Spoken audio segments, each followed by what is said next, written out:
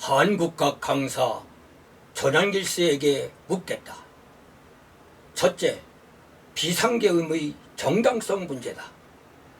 헌법 제77조 개헌 선포권 1항에 보면 대통령은 전시사변 또는 이에 준하는 국방 비상사태에 있어서 병력으로서 군사정의 필요에 응하거나 공공의 안녕 질서를 유지할 필요가 있을 때에는 법률이 정하는 바에 의하여 계엄을 선포할 수 있다라고 명시를 하고 있다.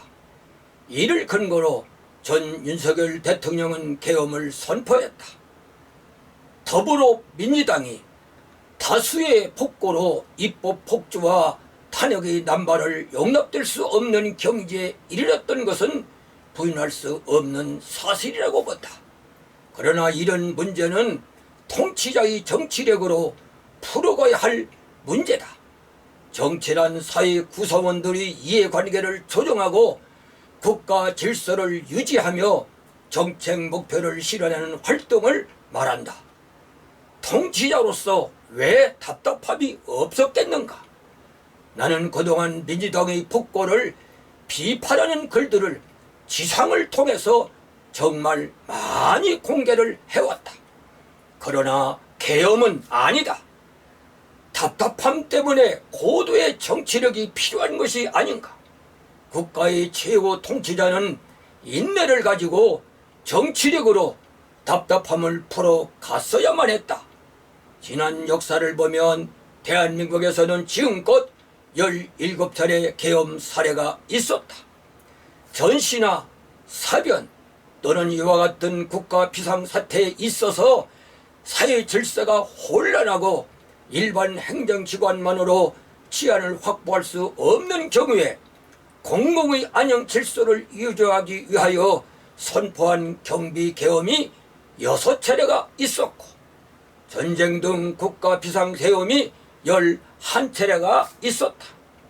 12.3 비상계엄을 선포한 윤석열 대통령은 북한 공산 세력의 위협으로부터 자유민주주의를 수호하고 우리 국민의 자유와 행복을 약탈하고 있는 파렴치한 종북 반국가 세력을 일교에 척결하고 자유헌정 질서를 지키기 위해서 비상계엄을 선포합니다. 라는 계엄의 이유를 밝혔다. 그렇다면 헌법 제77조 4항 계엄을 선포한 때에는 대통령은 지체 없이 국회에 통고하여야 한다. 그리고 5항에 국회가 제적의원 과반수의 찬성으로 계엄의 해제를 요구한 때에는 대통령은 이를 해제하여야 한다. 여기 국민의 대표인 국회의 동의를 얻으라는 것은 국민의 동의를 얻으라는 헌법 정신이다. 그런데 당신이 생각하기에 윤석열 전 대통령이 헌법에 근거해서 국회에서 의원들이 자유의사에 따라 표결하도록 조치를 취했다고 생각을 하고 있는가? 물리력을 사용하여 군대를 동원했다. 그리고 헌법 제69조 대통령은 취임에 지음하여 다음에 선서를 한다. 나는 헌법을 준수하고 이에 근거하면 대통령이 국회에 물리력을 동원한 것은 반헌법적 행위가 아닌가? 그리고 자신이 국민 앞에서의 약속을 스스로 파기한 행위이며 국민을 대표하는 국회에 대한 반헌법적 행위는 곧 국민에 대한 반헌법적 행위가 아닌가?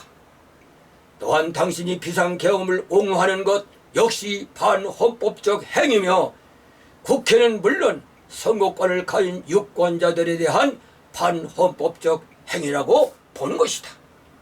당신이 한국학 강사라면 지난 역사에서 계엄의 쓰라림이 무엇이었는지 너무 잘 알 것이다. 그리고 계엄의 정당성이 무엇인지도 학생들에게 가르쳤을 것이다. 유감을 표하지 않을 수가 없다. 전 윤석열 대통령은 계엄 선포 후 헌법 제77조 4항과 5항을 이행하려는 의지는 없었고 오히려 무력으로 국회의 의결을 저지하려고 시도하였다. 당신은 정당성이 결여된 계엄 옹호를 멈춰라. 이것이 국힘을 살리는 길이라고 본다. 차제의 나경원 의원은 연 탄핵 반대 왜 사과해야 하나? 당 상황 안타까워. 언론 기사 제목이다. 나 의원에게 묻겠다. 헌재는 만장일치 탄핵을 가결했다. 헌재의 판결을 부정하려는 것인가? 겸허히 헌재의 판결을 받아들여라. 판사 출신답게. 애청자 여러분들에게 부탁드립니다. 공감할 수 있는 강의라면은 자녀들이나 함께하는 친구 그리고 이웃들과 공유해 주시고 구독 눌러주시면은 큰 힘이 되겠습니다.